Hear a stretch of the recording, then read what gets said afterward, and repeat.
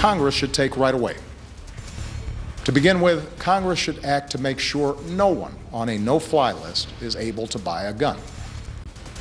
What could possibly be the argument for allowing a terrorist suspect to buy a semi-automatic weapon? This is a matter of national security.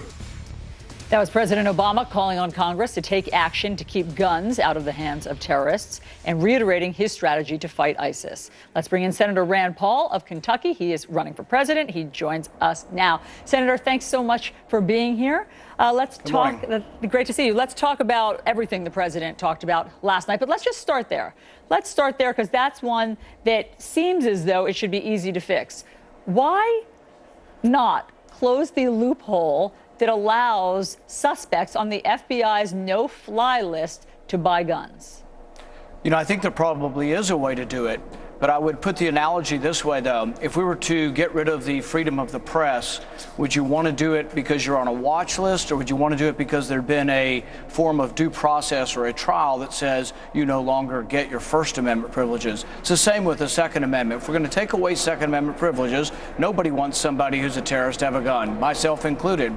But there has to be a process. And one of the reasons there has to be a process is, you know, Ted Kennedy was on the watch list. So was Cat Stevens. It was a mistake. But would you want to take away their constitutional rights over a mistake? So it's a pretty serious thing to take constitutional rights. There needs to be a process, not after the fact, but before the fact. We had a Republican alternative that was similar, but had more due process. And I think there is a middle ground if the other side wants to work with us on this. Look, I mean, I hear you, but fix the watch list. That's an issue of fixing the watch list so as not to have Ted Kennedy on it, not to somehow let terrorists get their hands on guns. It's both. It's both. I mean, I don't think we should take away your First Amendment right to have freedom to express yourself in the media without some kind of due process. I'd be very worried about saying we're going to have a watch list of journalists who we think are inappropriate on TV and we'll take away their First Amendment rights. What you really need is a constitutional process. I'm all for keeping guns out of the hands of terrorists, but you can't just have a list. I'll give you an example.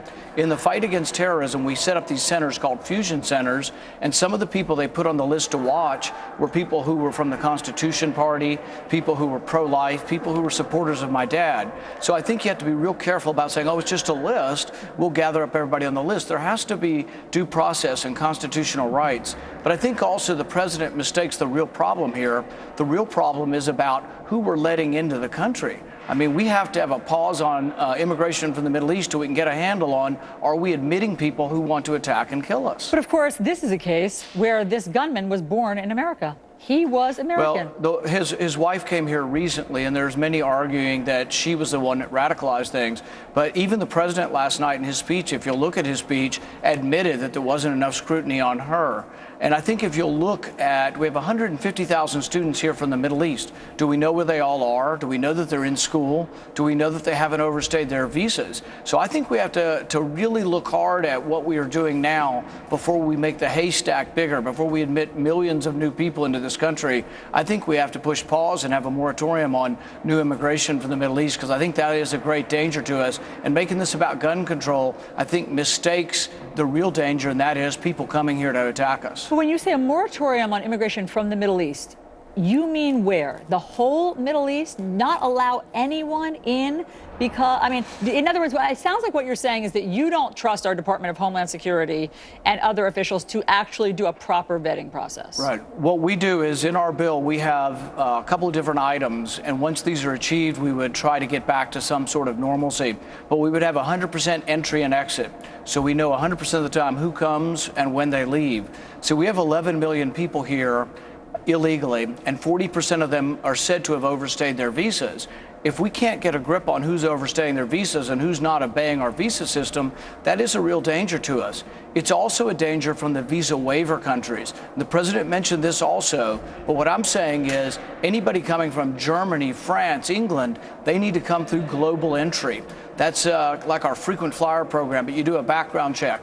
Once you have the background check, people would come in very easily and very quickly, but known travelers would. If you're an unknown traveler, I think it should take a while. That's how we're going to defend our country. And this is going to be going on for a long time. So we're going to have this debate for a long time.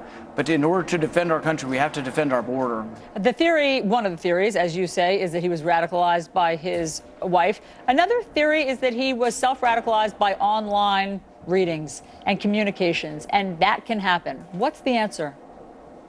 I think no easy answer, unless you're like some of the authoritarians who want to ban reading. So I don't know that there is an easy answer there. But the one thing we can control is immigration. And the other thing that we can do is I think we can decide whether or not we're wanting to go back to another war in the Middle East. And I don't think American sons and daughters need to go back into the Middle East. I'm for letting the boots on the ground be Arab boots on the ground. One of your fellow Republicans running for president, Governor Chris Christie, has said that now is no time to curtail the NSA surveillance program. Let me play for you what he said. It was so wrong for Congress and the president to pull back on our surveillance capability with the NSA. So wrong to demoralize our intelligence community through the report they issued at the end of this last year. The fact is that we need to strengthen our intelligence, strengthen our law enforcement community, and just work as hard as we can to try to intercept this. Senator, why not use every tool at our disposal, is his point. There will always be authoritarians like Christie who want you to give up your liberty for a false sense of security. But the facts of the matter are this. The court just below the Supreme Court has ruled this program to be illegal. Two bipartisan commissions have said we haven't stopped any terrorist attacks from it. And there's a real fundamental question that is a constitutional question. Can you allow the indiscriminate collection of everyone's data, everyone's private information without a warrant? The Fourth Amendment says that you have to individualize it, put a name on the warrant, have suspicion, and talk to a judge. But when you want to gather every American's information, that has gone too far. And there's got to be somebody who's going to stand up and say, we have to defend the Bill of Rights, and that includes the Fourth Amendment. Senator Rand Paul, we appreciate getting your perspective on New Day. Thank you. Thanks so much for being here. And thanks so much to all of you. I'm the leading state sponsor of terrorism.